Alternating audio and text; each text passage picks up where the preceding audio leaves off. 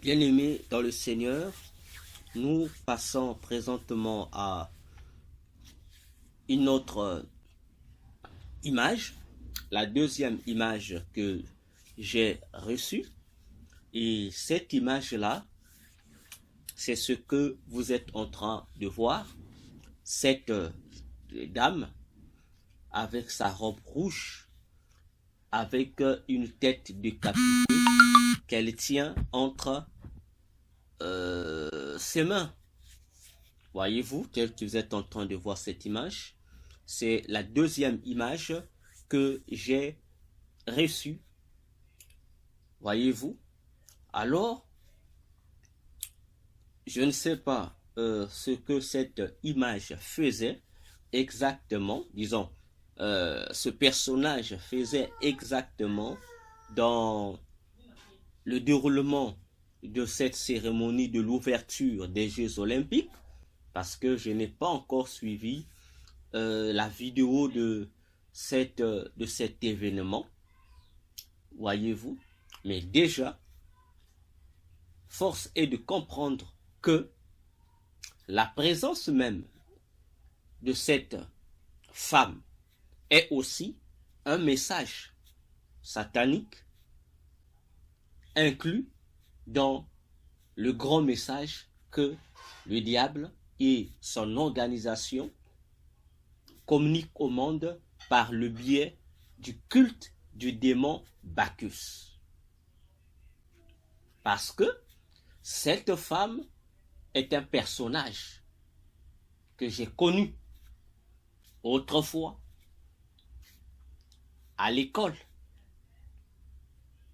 Voyez-vous, en classe de première, au lycée, disons, lorsque nous avons étudié la leçon sur...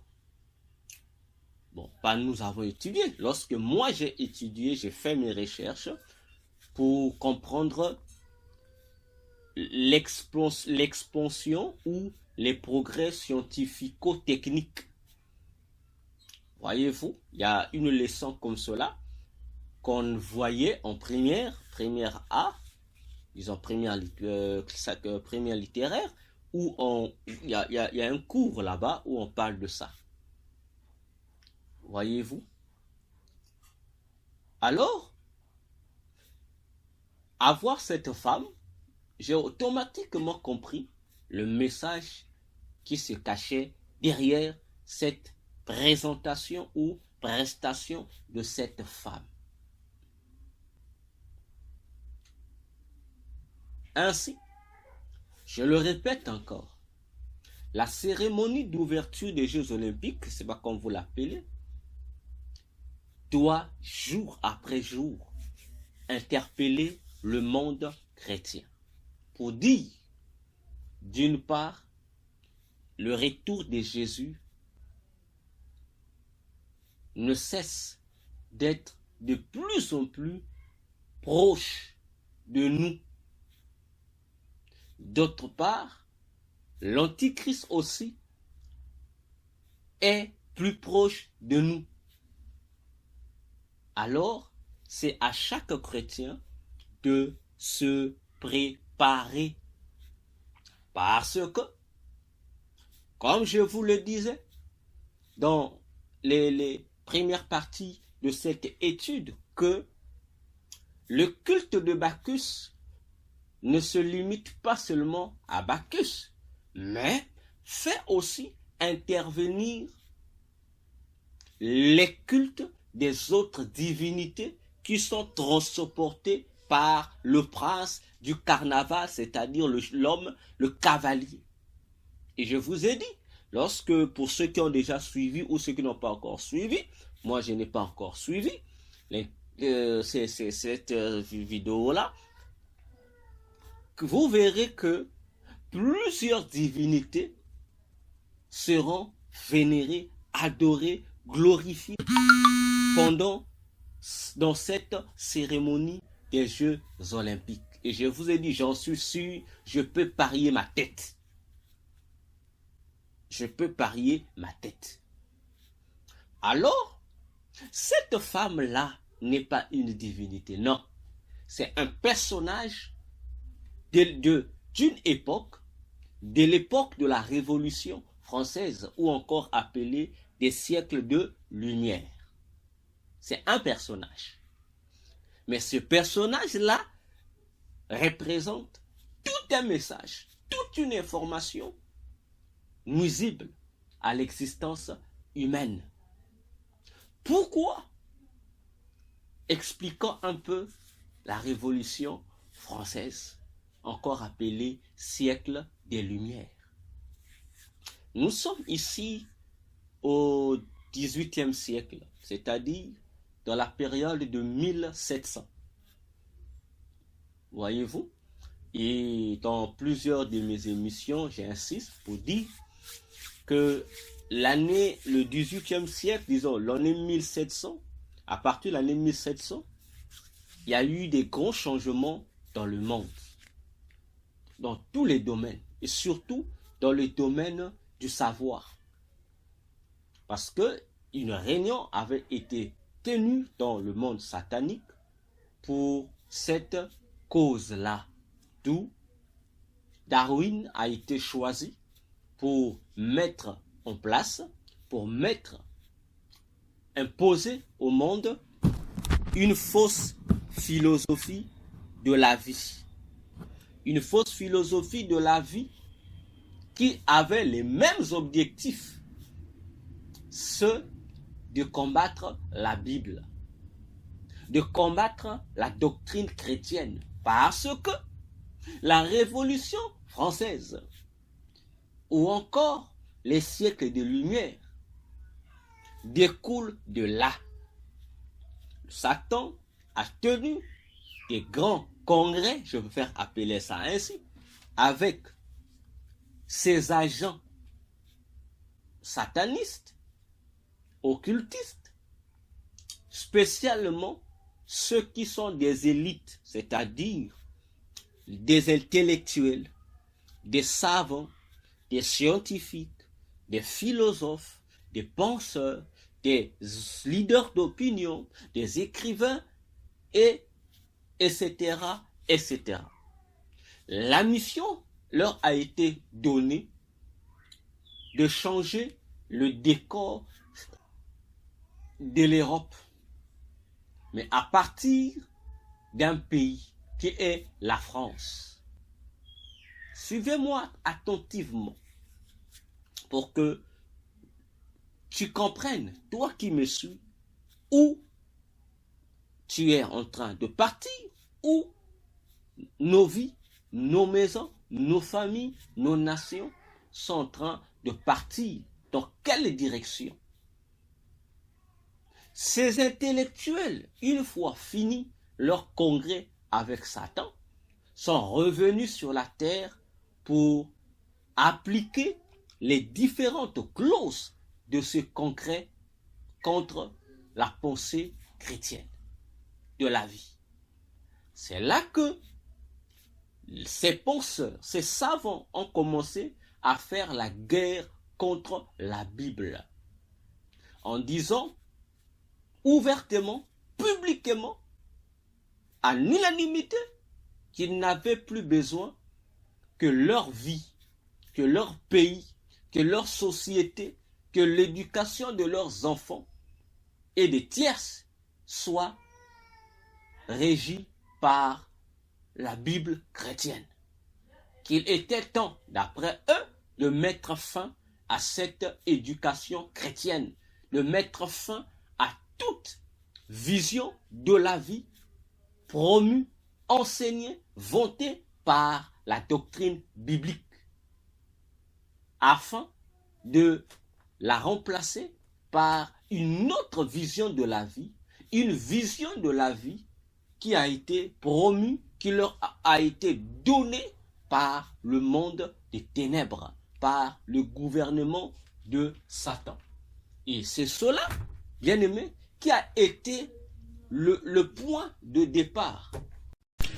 Donc, c'est à partir de cette fausse conception de la vie que la Révolution française où le siècle des Lumières a vu le jour. Et une guerre a été lancée contre la morale chrétienne, contre tout ce que la chrétienté biblique valorisait.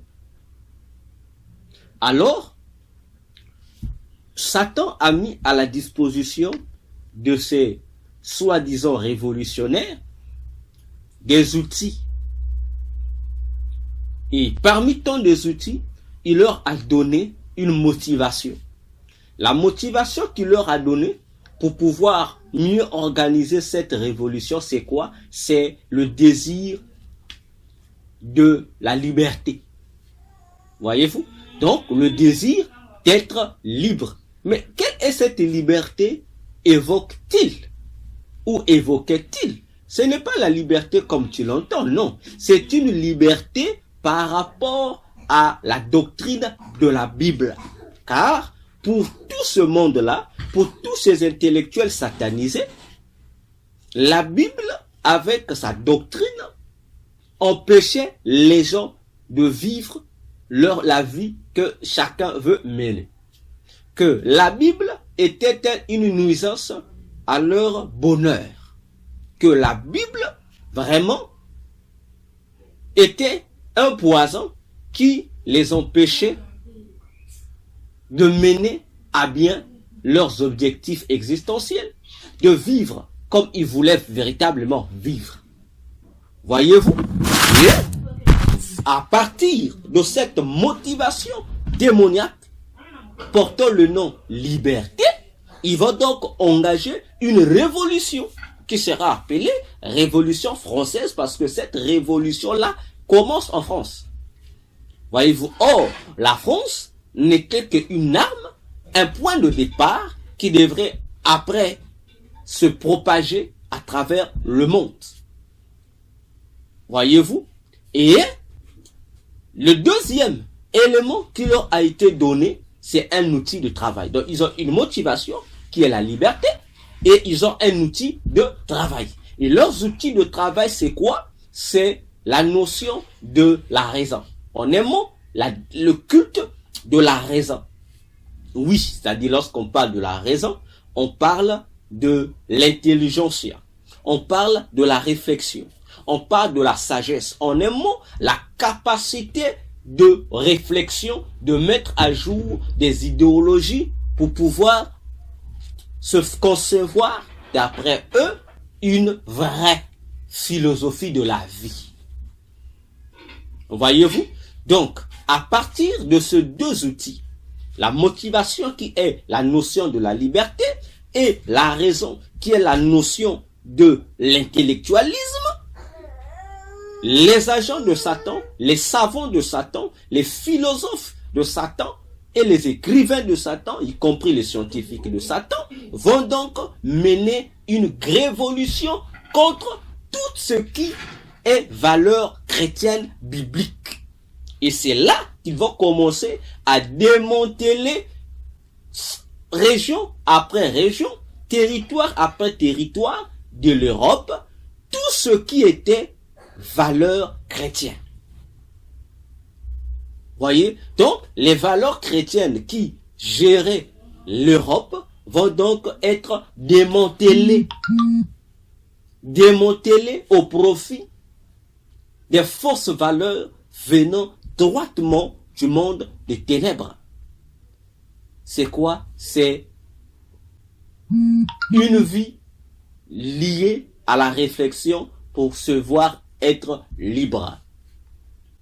Or, la liberté dont ils évoquaient, ce n'était pas une liberté en tant que notion, c'est aussi un culte.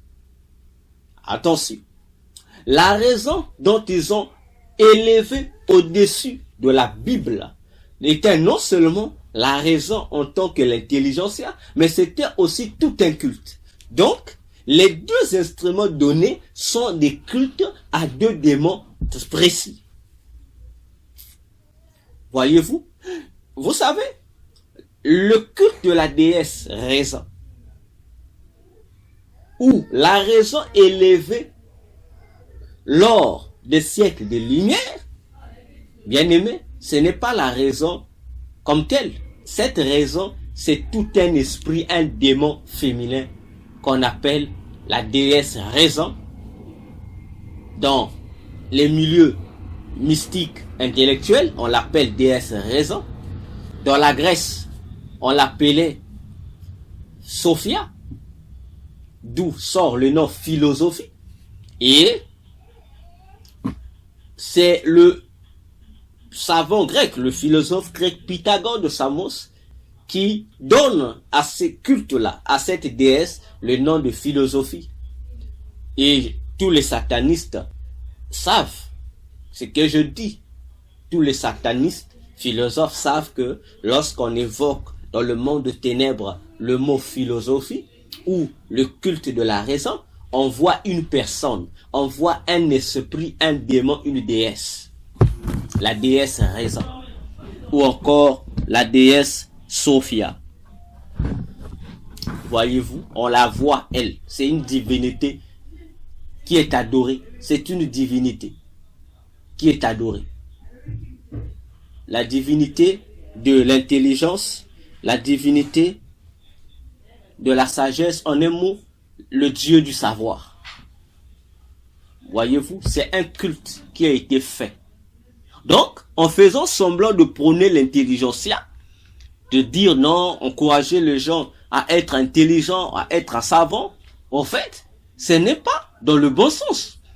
C'est dans le mauvais sens. C'est une manipulation mentale. Parce que les révolutionnaires des siècles de lumière poussaient les gens à s'initier et à adhérer dans des fraternités occultes pour adorer la divinité de l'intelligence, qui est cette déesse, la déesse Sophia, la déesse raison. Attention. Pour dire que cette femme qui est vue là, c'est un message que les agents de Satan, les intellectuels de Satan lancent pour dire que dans cette nouvelle ère dans laquelle sera basculé le monde entier, le culte de la déesse raison va revenir. Parce que le culte de la déesse raison donne à l'homme la prétention d'être capable de concevoir son avenir, d'être capable de philosopher sur sa vie, c'est-à-dire d'avoir des capacités de se concevoir, de fabriquer son existence à partir de son intelligence, à partir de son savoir et de son savoir-faire. Voyez-vous, en un mot, le diable a fait croire à ses agents, d'abord en France et dans le monde entier, que pour organiser leur vie, pour gérer leur vie, ils n'ont plus besoin de la pensée de la Bible. Qu'ils n'ont plus besoin de consulter la Bible, que eux-mêmes aussi, au travers de leur raison, de leur intelligence, ils sont capables de gérer leur vie. Voilà, bien aimé, comment l'Europe, qui était autrefois sous la houlette de la parole de Dieu, de la pensée chrétienne, bien aimé, va être basculée dans une philosophie de la vie anti-chrétienne. Physiquement, le siècle des Lumières a été acclamé de partout dans le monde, où on parle des progrès scientifiques et techniques, d'où on parle de l'apparition de plusieurs écrivains, de plusieurs courants de pensée, de plusieurs courants philosophiques sur l'existence. Voyez-vous, mais au fond, c'était un poison qui est venu déstabiliser nos pays, qui est venu prendre l'Europe pour l'enfoncer dans les profondeurs de l'obscurité de la conscience. Ça, c'était la déesse raison. Alors, parlons de la liberté, comme je le disais, c'est une fausse liberté. Parce que cette liberté-là, qui est leur motivation, n'est rien d'autre aussi la vie d'autrui d'un autre démon féminin. C'est-à-dire, en prônant la liberté que vous connaissez aujourd'hui, le slogan de la France, la liberté, n'est-ce pas? Et au nom de la liberté, cette liberté, c'est toute une vie d'un démon que vous connaissez, j'en parle, ce démon-là, presque dans les émissions. C'est un démon féminin, c'est une divinité, une déesse qu'on appelle Hécate.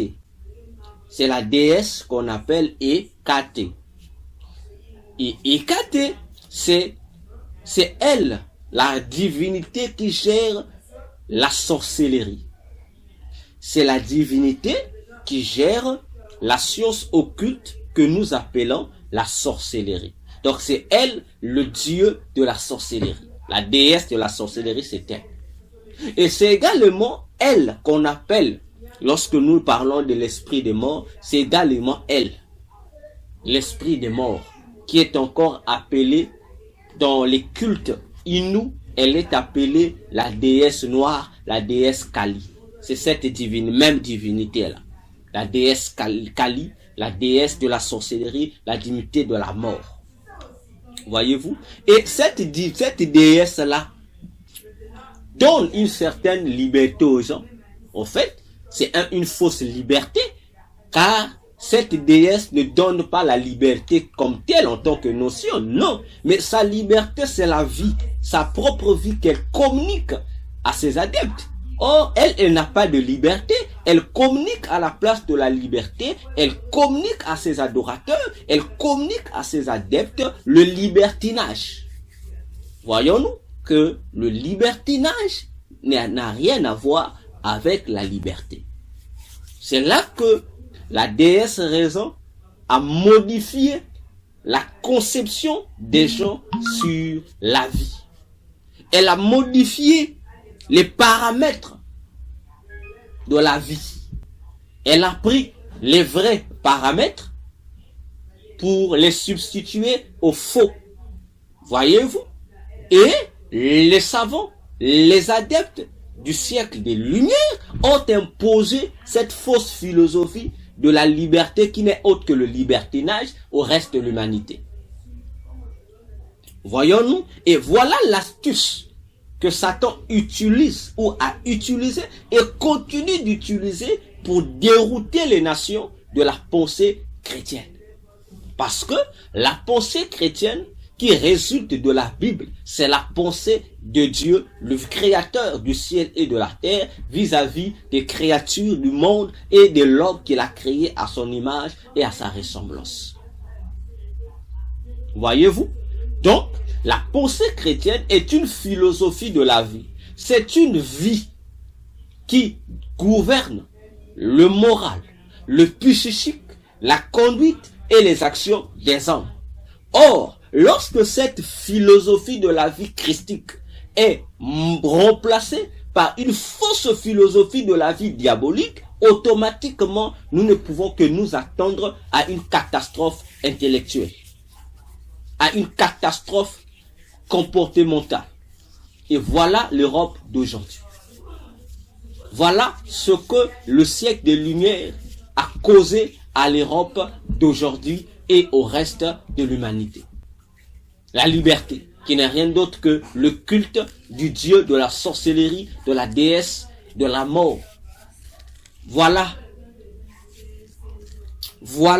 bien-aimés, où nous en sommes aujourd'hui.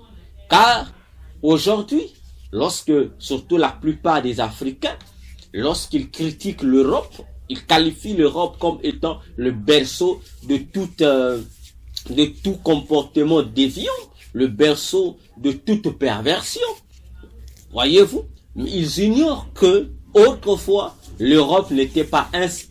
que c'est à partir des siècles des Lumières que l'Europe a basculé dans cette dérive comportementale, dans cette perversion notoire. Hier, la femme européenne n'était pas la femme d'aujourd'hui, parce que la vie de l'Europe était régie par la parole de Dieu. La femme européenne était décente dans ses manières, dans son accoutrement. La femme européenne bien-aimée était toujours une femme qui présentait l'allure d'une femme respectueuse, d'une femme qui était pudique, d'une femme qui savait valoriser les parties intimes de son corps.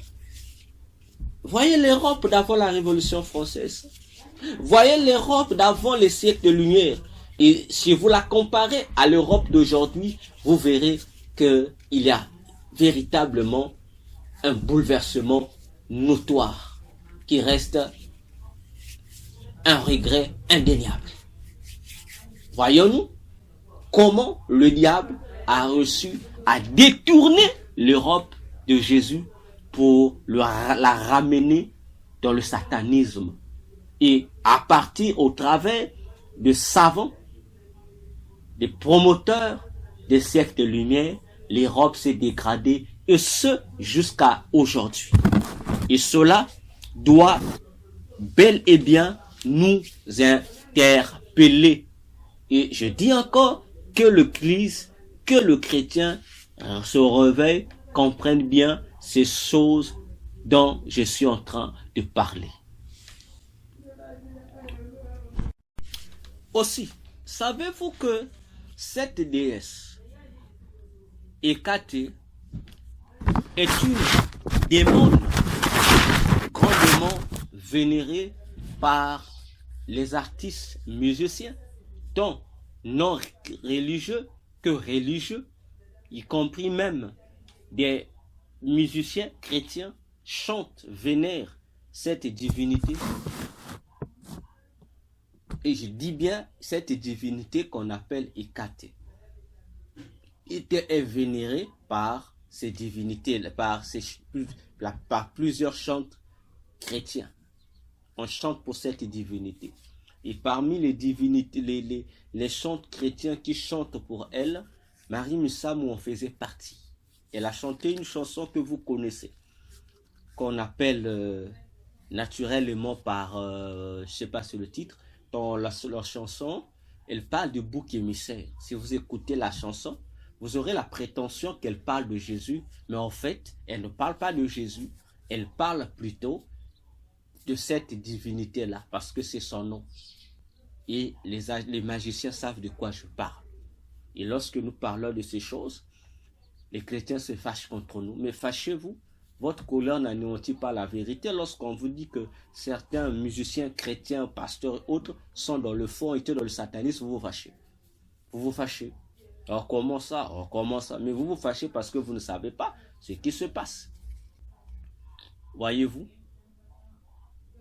Et la même divinité est aussi appelée lampadaire. Et vous allez retrouver ça dans les chansons chrétiennes. On vous parle de ces choses-là. Voyez-vous? Pour dire, faisons attention.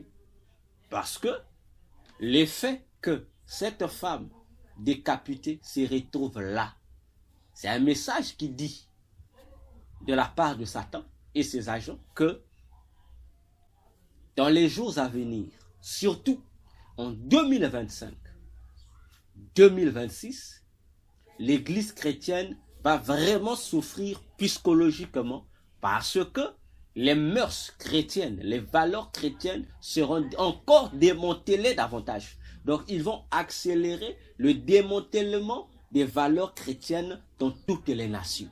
Ou, là où on valorisait la culture chrétienne, ça sera une autre culture non chrétienne qui sera valorisée. Là où la mentalité chrétienne s'imposait, en tout cas, on va remplacer cette mentalité par une mentalité sorcière ou encore par une mentalité athéiste. C'est-à-dire, le culte de la déesse raison invite les gens à être des athées.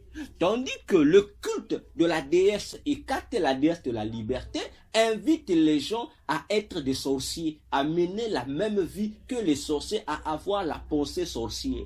Parce que la déesse Hécate fait la promotion d'une fausse liberté qui est le libertinage. Pour comprendre cela, interrogez les sorciers. Vous allez comprendre, parce que les sorciers sont les enfants de cette déesse-là. Vous allez comprendre quelle est l'éducation qu'on donne aux sorciers. Les sorciers vivent une vie de libertinage absolu. Une vie où il n'y a pas d'interdiction. Une vie où tout est autorisé, frère. C'est le libertinage. Or, comme dans la Bible, le libertinage n'existe pas, il n'existe que des libertés, mais une liberté régie par les lois de l'Éternel Jésus-Christ. Le monde de Satan a trouvé que pour mieux corrompre la mentalité mondiale, il faut combattre, et il fallait autrefois, et il faut combattre intensement la pensée biblique. C'est pour cette raison, on se sert de la culture sorcière, c'est-à-dire de la sorcellerie, d'une part, et d'autre part, on se sert de l'athéisme, c'est-à-dire la valorisation de l'intelligentsia ou de la science au-dessus de la Bible. Voilà les deux outils que le diable utilise pour détruire le christianisme afin d'imposer au monde la culture du monde pandémonial. Réfléchissez, Église. Lorsque je parle de ces choses aujourd'hui, les gens ne prêtent pas attention à nos dires. Mais lorsque ça arrive, vous qui nous écoutez là, vous serez les premiers encore à nous écrire, à nous appeler pour dire ce que tu disais, tu avais raison. Mais pendant que nous sommes en train de parler ici, personne ne nous donne raison. Les gens ne nous montrent que leur mauvaise humeur. Les gens ne nous présentent que des critiques. Mais nous parlons. Que ça vous plaise, que ça nous plaise ou pas, nous avons été établis par Jésus pour enseigner et dire la vérité afin que des vies soient sauvées. Bien-aimés dans le Seigneur, faisons attention. Donc, pour dire, cette femme est aussi victime de cette révolution française. Pourquoi? Cette femme s'appelait Marie-Antoinette. Suivez-moi. Cette femme à la tête décapitée là, c'est un personnage qui a existé. Elle a existé. C'était une grande femme, une femme influente. À l'époque, je crois, elle pouvait faire partie un peu de la royauté, je pense. Alors, cette femme-là est parmi les gens qui s'étaient opposés aux révolutionnaires des siècles de lumière. Cette femme-là faisait partie des gens qui ne voulaient pas que cette révolution soit. Elle combattait cette révolution. Donc, elle était devenue, pourtant, vu sa classe sociale, vu sa position royale, bien-aimée, frères, sœurs au Seigneur Jésus-Christ, elle ne voulait pas voir cette nouvelle idéologie s'imposer dans le pays et en Europe. Alors, aux yeux des tenants de cette révolution, la dame-là devenait une menace.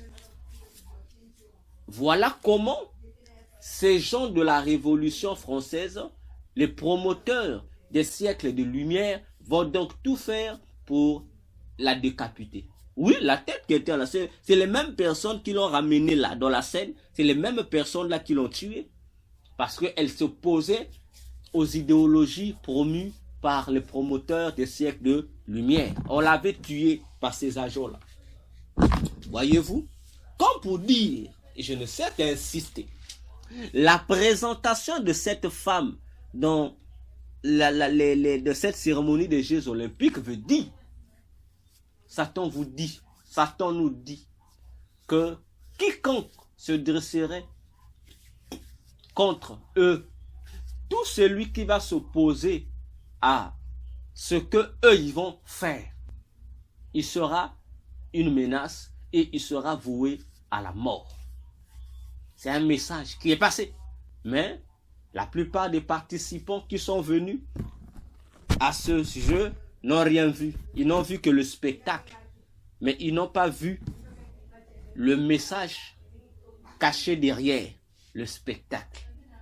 Pour dire, comme je l'ai dit, préparons-nous à ce que nous soyons persécutés. Et une persécution qui ne va pas seulement se limiter aux tortures physiques ou psychologiques, mais qui va aussi toucher la mort. Tous ceux-là qui vont faire obstacle, ça c'est que vous serez persécutés et voire même tués physiquement. Tout comme les apôtres en ont été. Parce que ils promettent et ils vont promouvoir les agents de Satan, une liberté diabolique et une passion du développement satanique qu'ils feront passer pour des vrais éléments dont le monde a besoin pour mieux se développer, alors que c'est un poison qui va conduire le monde à mieux se dégrader pour se détruire enfin. Alors, nous allons lire un verset dans la Bible pour comprendre c'est quoi la liberté, c'est quoi la raison d'après la Bible, d'après Dieu, le créateur du ciel et de la terre. Prenons Matthieu, Jean d'abord, Jean 8, du verset 31 au verset 36. Jean 8, du verset 31 au verset 36. Je lis la parole de Jésus. Il est écrit, « Et Jésus disait aux Juifs qui avaient cru en lui, « Si vous persistez en ma parole, vous serez vraiment mes disciples, et vous connaîtrez la vérité, et la vérité vous rendra libre. » Ils lui répondirent, « Nous sommes la postérité d'Abraham, et jamais nous ne servimes personne. Comment donc, dis-tu, vous serez rendus libres » Verset 34, Jésus leur répondit, « En vérité, je vous dis, quiconque fait le péché est esclave du péché. Or, l'esclave ne demeure point toujours dans la maison, le Fils y demeure toujours. Si donc le Fils vous a franchi, vous serez véritablement libre. » Parole de Jésus. Voyez cette phrase, ce texte est vraiment ce texte nous donne des lunettes pour mieux comprendre ce qui se passe. Pourquoi? Ce texte est vraiment illustrateur parce que Jésus dit aux Juifs qui le combattaient. Pourquoi les Juifs combattaient-ils Jésus? C'est-à-dire les chefs religieux et les autorités politiques juives. Pourquoi combattaient-ils Jésus, frères, mes sœurs? Ce n'était pas une question de succès, non. C'était une question de culture. Car eux étaient en train de promouvoir une culture du diable, faisant croire au peuple, à la population, que cette culture venait de Dieu. Mais Jésus, lui qui est ce Dieu en personne, vient montrer au peuple que cette culture ne venait pas de Dieu, mais ça venait d'un autre Dieu qui est le diable. Et ici, Jésus ouvre quelque chose qui doit attirer notre attention. Quelque chose que ses ennemis avaient compris, mais que nous aujourd'hui, que l'Église d'aujourd'hui n'arrive pas à comprendre. Laquelle chose? Jésus dit à ses opposants que si vous demeurez, si vous persistez, si vous persévérez dans ma parole, vous serez mes disciples. Ah, donc, pour être disciple de Jésus, un digne disciple de Jésus, il faut demeurer dans la parole de Jésus. Attendez, mais les promoteurs du siècle des Lumières Ont-ils demeuré dans la parole de Jésus? Non. Ceux qui ont fait basculer l'Europe dans le satanisme, ont-ils persévéré dans la doctrine de Jésus? Non. Au contraire, ils ont rejeté cette doctrine pour demeurer désormais dans une autre doctrine qui n'appartient pas au vrai Jésus, mais à un faux Jésus, leur maître, l'Antichrist. Eux, ils vont répondre à Jésus. Il dit non, comment peux-tu dire? Je dis, si vous êtes mes disciples, plutôt, si vous êtes mes disciples, en persévérant dans ma parole, il dit, vous connaîtrez la vérité et la vérité vous rendra libre. Donc, la vérité rend libre par rapport à quoi, frère? Parce que pour te rendre libre, ça veut dire que tu es lié. Mais si tu es lié, ça veut dire que tu n'as pas la vérité. Or, la vérité, c'est quoi? C'est la connaissance exacte d'une chose. Pour dire, Jésus faisait comprendre aux Juifs de son temps qu'ils étaient physiquement, ils avaient l'autorité, la notoriété parmi les populations. Physiquement, c'était des chefs religieux et politiques respectés par le peuple. Mais spirituellement, c'était des esclaves. Ah, attention. C'était des esclaves spirituellement qui étaient asservis cruellement par un maître. Et tout le long du texte de Jean 8, ici, Jésus a fini par dévoiler qui était le maître qui asservissait ces gens. Il dit c'était le diable. Voyez-vous? Et lorsque Jésus va dire ainsi, ces chefs religieux vont dire à Jésus, nous n'avons jamais été esclaves de quelqu'un. Parce que nous sommes la postérité d'Abraham. Mais Jésus leur dit, non, vous êtes des esclaves. Et Jésus va encore plus loin. Il dit, l'esclave ne demeure pas dans la maison. On les chasse toujours. Mais il n'y a que le Fils qui demeure dans la maison. Et il dit, si vous connaissez le Fils vous rendra réellement libre. Pour dire quoi? Jésus prend une image ici entre Isaac et Ismaël. Rappelez-vous, parce que Isaac était le fils, parce qu'il avait l'alliance du Père, c'est-à-dire Dieu. Tandis que Ismaël était dans la maison, mais il n'était pas fils de la maison. C'était fils de l'esclave. Au final, le fils de l'esclave a fini par quitter la maison, par être chassé. Mais le fils de la maison, Isaac, a demeuré dans la maison. Attention, Église. Les gens, les promoteurs du siècle de lumière, mes frères, mes sœurs, sont des fils de l'esclavage. C'est-à-dire, ce sont des agents qui ne se rendent pas compte qu'ils sont des esclaves de Satan. Et eux qui sont les esclaves de Satan, et nous qui sommes les enfants de Dieu, nous avons une maison, c'est le royaume des cieux. Mais comme eux, ce sont les esclaves, ils n'auront pas part à ce royaume. Mais nous, comme nous sommes fils, nous sommes demeurés dans la maison parce que nous avons gardé la parole du Maître. Nous avons gardé la parole du Créateur, Jésus-Christ de Nazareth. Mes frères, faisons attention. Satan ne se cache plus. Il communique au travers des signes.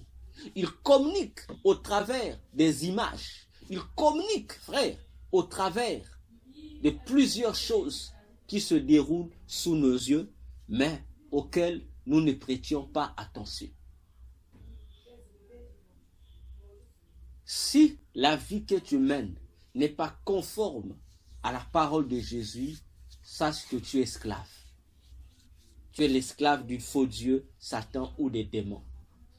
Si la pensée, la philosophie qui te caractérise n'est pas conforme à la parole de Christ, sache que tu es esclave. Si l'intelligence que tu as te donne des inspirations dont les contenus contredisent la parole de Christ, mon frère, convertis-toi pendant qu'il est encore temps parce que tu es manipulé, tu es envoûté, tu es possédé. C'est pourquoi Paul pouvait dire dans Romains 1, il dit que en se croyant sages, les gens de l'humanité, les humains que nous sommes, les hommes sont devenus des fous. Mais ils ne se rendent pas qu'ils sont fous parce qu'ils sont envoûtés. Ils se croient être intelligents. Voyez, ils se croient être intelligents. Ceux qui promettent la liberté ici pour légaliser l'homosexualité au nom de la liberté, n'est-ce pas? Aujourd'hui, la prostitution est légalisée comme un métier normal au nom de la liberté, n'est-ce pas? Aujourd'hui, la criminalité est autorisée au nom de la liberté. Donc tout le monde, au nom de la liberté, devient criminel, devient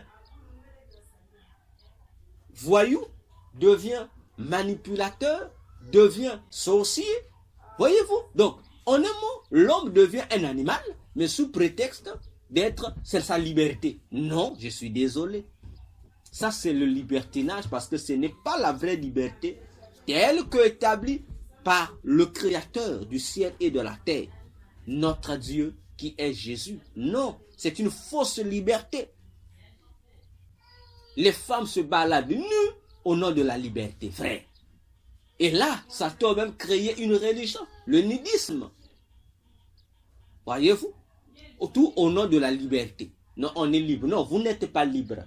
La déesse Hécate qui vous donne l'illusion d'être dans la liberté, en fait, elle vous a servi chaque jour de mieux en mieux pour que vous ne puissiez pas vous rendre compte de cet emprisonnement. Alors, vous devriez prendre conscience.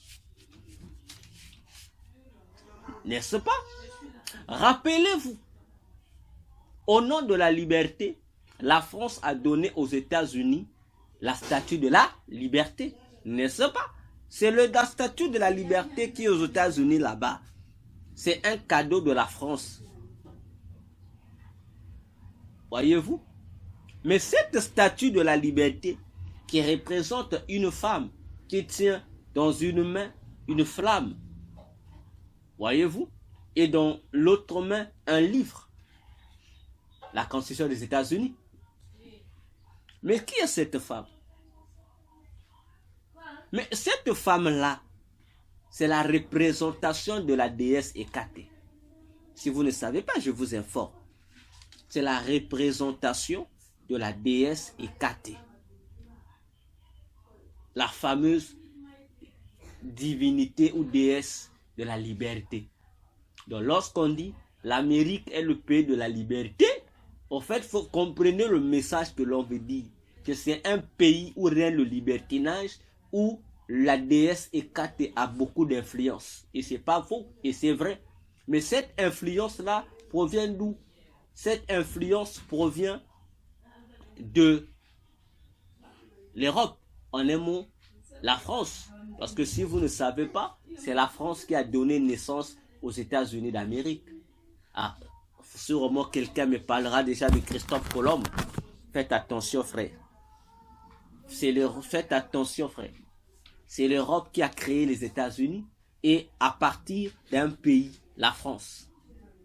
D'ailleurs, la statue de la liberté là-bas, n'est-ce pas? Le monument de ce démon Hécate en Amérique n'est rien d'autre qu'une copie, une photocopie d'une autre représentation, d'une autre symbolique de cette divinité en France. C'est la tour Eiffel. C'est vrai, vous voyez la tour Eiffel, mais je vous apprends que la tour Eiffel est la représentation aussi de la même divinité de la liberté. Demandez à monsieur Eiffel. Demandez à monsieur Eiffel qui a construit ça. Voyez-vous? Et je suis sûr que Satan ne fait rien pour rien.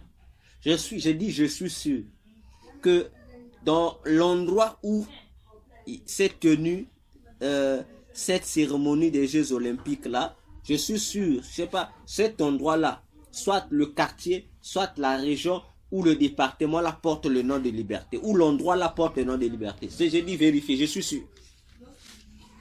Satan ne fait rien pour rien.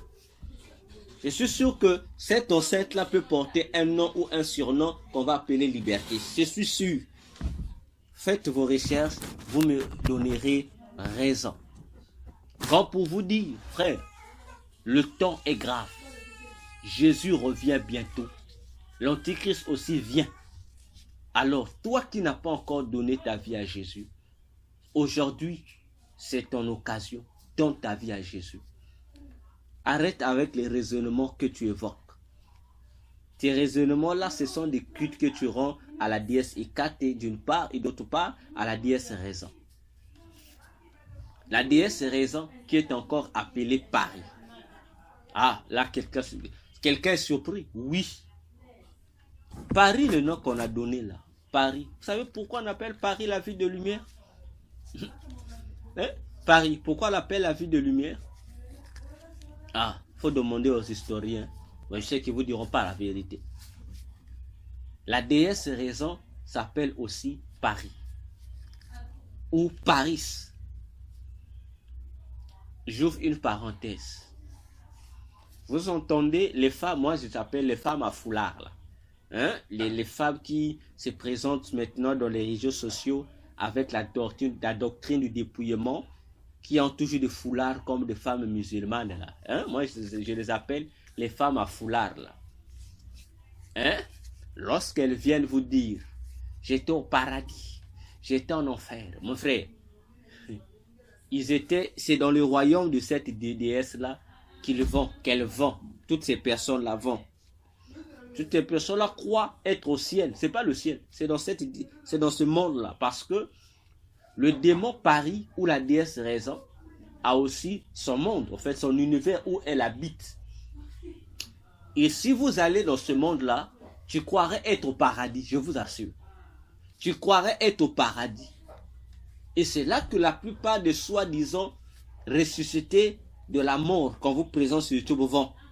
Mais ils se croient être au paradis. C'est pourquoi lorsqu'ils reviennent, ils apportent toujours des doctrines qui contredisent ce qui est écrit dans la Bible. Ils vous disent, Jésus m'a dit. Mais le Jésus qui t'a dit ne peut pas contredire sa propre parole.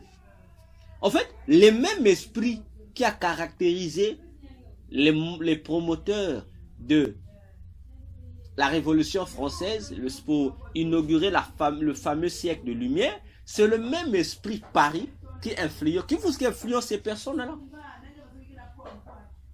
Voyez-vous, pour vous dire, prenons conscience et faisons attention. J'ouvre encore une deuxième parenthèse. Et je l'ai toujours répété. L'Angleterre est la capitale mondiale de la sorcellerie mondiale. L'Angleterre. La France, précisément la ville de Paris, est le siège de la magie mondiale. L'Angleterre est le siège de la sorcellerie mondiale. Tandis que la France, précisément la ville de Paris, est le siège de l'occultisme, de la magie dans le monde. C'est le siège de la magie. C'est là, c'est son siège. J'ai fait dernièrement des enseignements où j'ai parlé du séjour des morts. Et je vous ai dit, les Champs-Élysées, peut-être que vous ne savez pas, les Champs-Élysées, c'est quoi? Il faut demander aux historiens. Les Champs-Élysées veut dire quoi? Ça veut dire séjour des morts. Vous ne savez pas ça? Les Champs-Élysées veut dire séjour des morts. Et c'est les Champs-Élysées qui font partie des patrimoines, comme on dit, parmi les lieux d'honneur de la France. Le séjour des morts. Ça doit vous interpeller, frère. Je monte encore. Troisième parenthèse. Il y a une chanson qu'on a chantée pendant qu'on était enfant. Chanson de la cantine scolaire. On dit frère Jacques, dormez-vous, sonnez les matines, ting ding dong. Voyez-vous, vous connaissez sûrement cette chanson. Mais c'est qu'on ne vous dit pas. La personne qui a écrit ce texte était un sataniste. Parce que frère Jacques là, c'est la divinité qui gère la ville de Paris. C'est-à-dire, bon, on peut l'appeler comment je peux m'expliquer? C'est le patron, autrement dit, le représentant du diable qui gère la ville de Paris. C'est ce démon-là qu'on appelle frère Jacques. Ah oui, je vous l'ai dit. Et le docteur Vérasté l'a dit. C'est un démon. Donc lorsque vous chantez frère Jacques, en fait, en un mot, vous vénérez une divinité sans vous en rendre compte. C'est vrai. On dit c'est chansons éducatives, c'est vrai, mais attention. C'est là où je dis toujours aux gens, attention avec ce que vos enfants apprennent aux écoles. C'est vrai, on dira c'est une chanson, on chante seulement. Faites attention, parce que ce que vous appelez chanson, ce n'est pas seulement une chanson, mais c'est également une incantation, c'est une prière, c'est un culte, c'est une adoration qu'on fait, qu'on lance à l'endroit du démon Jacques. Et oui, parce que sonner les matines, frère. Je vais finir ici. Vous vous êtes jamais posé une question. Ça, je vous laisse réfléchir. Allez demander à vos pasteurs. Il faut demander à vos pasteurs. Aucun endroit dans la Bible, je dis de Genèse à Apocalypse, il n'y a aucun endroit dans la Bible où nous avons vu dans le temple de Dieu ou dans l'église de Dieu la présence des cloches. Ça n'a jamais existé. J'ai dit ça, vous ne verrez nulle part dans la Bible. Mais comment se fait-il que aujourd'hui, dans les églises de Jésus, on retrouve des cloches? Ça fait quoi là? On vous dit non, ces cloches, c'est pour sonner afin de sensibiliser sur l'heure de la prière. Mon frère, moi j'ai ce mot dit, montrer ça dans la Bible, ça n'a jamais existé. À l'époque de la Bible, il n'y avait pas les matériaux pour mettre des cloches dans le temple de Jérusalem. Donc Salomon, avec tous les biens qu'il avait là, c'est ce qui lui avait manqué. Dieu n'a pas mis, Dieu n'a pas prévu ça, ni dans son plan avec Moïse dans Exode 25, ni dans le reste de l'histoire. Dieu n'a jamais prévu ça. Pourquoi? Mais on retrouve aujourd'hui les cloches dans les églises.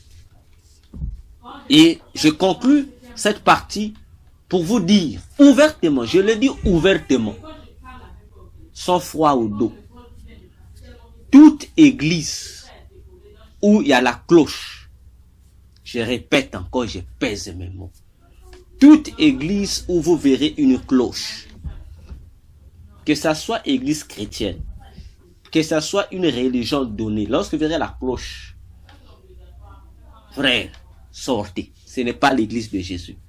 Cette église-là appartient à Satan et a été fondée par Satan. Vous me direz pourquoi? Je vous dis, allez demander à vos pasteurs. Allez demander à vos pasteurs. Ça n'a rien à voir avec l'heure de la prière, frère. Que le Seigneur vous bénisse. Merci de votre attention. Et je pense, il y a un serviteur de Dieu, l'enseignant toxique, m'a promis de ramener la vidéo, sinon les vidéos sur cette cérémonie, comme je l'ai dit. Et une fois que je vais visualiser, j'aurai à ma disposition d'autres images qui nous permettra de mieux comprendre le message diabolique dans cette cérémonie des Jeux olympiques, centré sur le culte du démon Bacchus. Alors, que Dieu vous bénisse, priez, marchez dans la sainteté, revenez à Christ si vous en êtes éloigné, car il n'y a plus de temps, Jésus revient bientôt. Que celui qui a des oreilles pour entendre, entende ce que l'Esprit a dit aux églises, parce que les temps sont chaque jour de plus en plus graves. Alors, je vous dis à bientôt. Nous allons nous retrouver dans la prochaine émission. Que Jésus soit avec nous tous. Je vous dis au revoir. Priez pour nous. Soutenez-nous. à tous les niveaux possibles, parce que nous avons des menaces, mais nous continuons. Nous avons des gens qui veulent créer des histoires, mais nous résistons simplement pour que vous soyez sauvés et que vous soyez candidats au retour de Jésus. Bye.